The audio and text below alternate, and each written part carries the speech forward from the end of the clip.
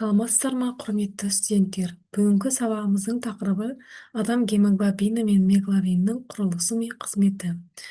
Бүгінгі сабақта біз гемоглобин туралы түсінік, гемоглобиннің құрылысы, миоглобин туралы түсінік және гемоглобин мен миоглобиннің айырмашылықтарын қарастырамыз. Ең алдымен гемоглобин дегеніміз не, соның анықтамасын беріп өтеміз. Гемоглобин адамның және жануарлардың қанындағы қызыл түсті ақуыз оттегіні өкпеден бүкіл денеге тасымалдауға, ал кері бағытта көмірқышқыл газын әкелуге жауап береді. Гемоглобиннің құрамында темір бар, ақ темір бар, ақуыз болып келеді. Орналасқан жері эритроситтерде қызыл қан жасушаларының, яғни қызыл қан жасушаларында орналасады. Гемоглобиннің қызметі өкпеден оттегіні тасымалдайды екен. Ұлпалардан көмірқышқыл газын алып шығады. Қарапайым тілмен айтқанда, гемоглобин бұл қандағы тасымалдаушы көлік. Ол ағзадағы жасушаларға оттегі жеткізіп, олардан көмірқышқылды алып кетеді.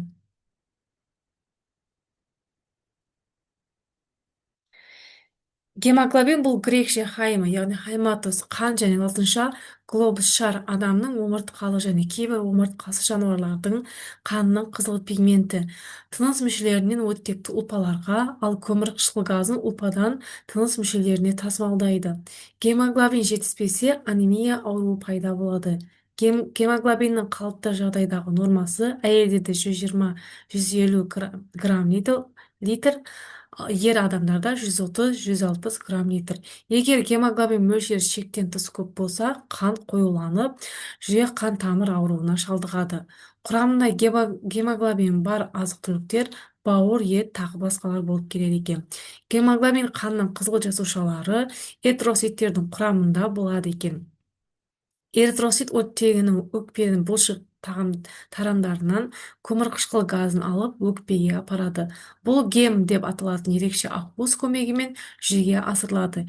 Гемге оттегі молекуласы қосылады, ал гемоглобин бөлігі болып табылады екен. Жалпы гемоглобин 96% нәруыз глобиннен, ал 4% темір атомы бар гемнен тұрады екен. Гемоглобиннің құрылысын атап өтетін болсақ, гемоглобин глобин ақуызынан және темір құрамдас гемнен тұрады. Гемоглобиннің әрбір молекуласы 2 альфа-глобин тізбегінен және 2 бета-глобин тізбегінен тұрады.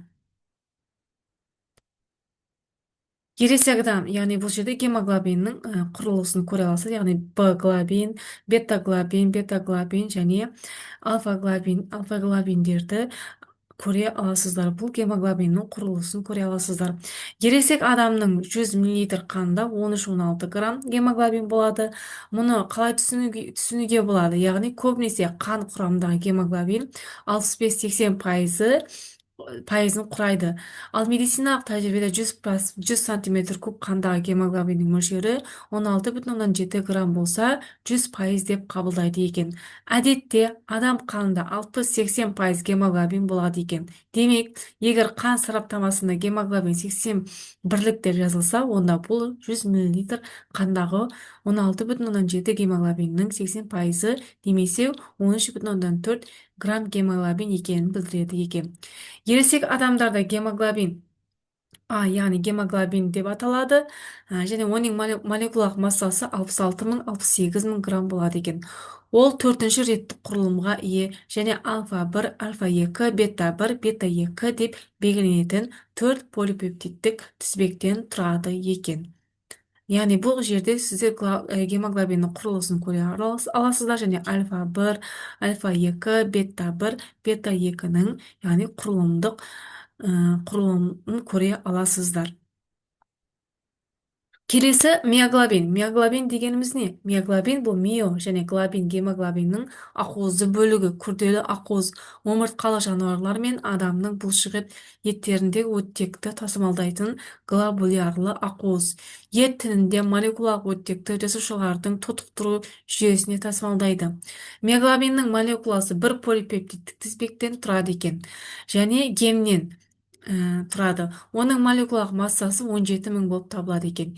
Ет тіні жиырылғанда капилляр қан тамырларының жиырылуы нәтижесінде оттектің парциалды қысымы кенет төмендеген кезде миоглобиннің жұмыс істеп тұрған бұлшық етке кажет оттек бөлүнүп чыгат экен. Миоглобин әсіресе теңіз қоректілерінен, яғни әсіресе су астында ұзақ уақыт тіршілік ететін, мысалы дельфиндер 3,5% мен итбалықтардың мысалы 7,7% бұлшық еттері миоглобинге бай болады екен.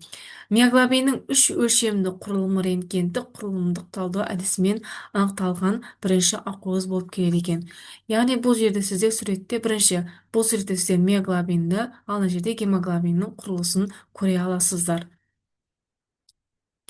Келесі гемоглобин мен миоглобиннің қандай айырмашылықтары бар екен, соған тоқталып өтетін болсақ, гемоглобин оттегін қанда тасымалдайды, ал миоглобин оттегін бұлшық етке тасымалдайды немесе сақтайды.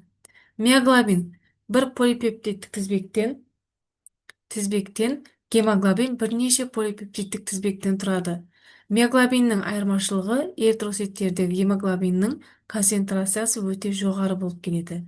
Басында миоглобин оттегі молекулаларын оңай байланыстырады және соңғы уақытта қаныққан болып келеді екен. Бұл байланыстыру процесі гемоглобинге қарағанда миоглобинде өте тез жүреді екен. Гемоглобин бастапқыда оттегін қиындықпен байланыстырады. Миоглобин мономериялық ақуыз түрінде, ал гемоглобин тетрамериялық ақуыз түрінде болады. Полипептидтік тізбектің екі түрі, яғни екі альфа тізбек және екі бета тізбек гемоглобинде болады екен. Миоглобин бір мономер деп аталатын бір оттегі молекуласын байланыстыра алады, ал гемоглобин тетрамер деп аталатын төрт оттегі молекуласын байланыстыра алады екен. Миоглобин оттегін гемоглобинге қарағанда тығыз байланыстырады.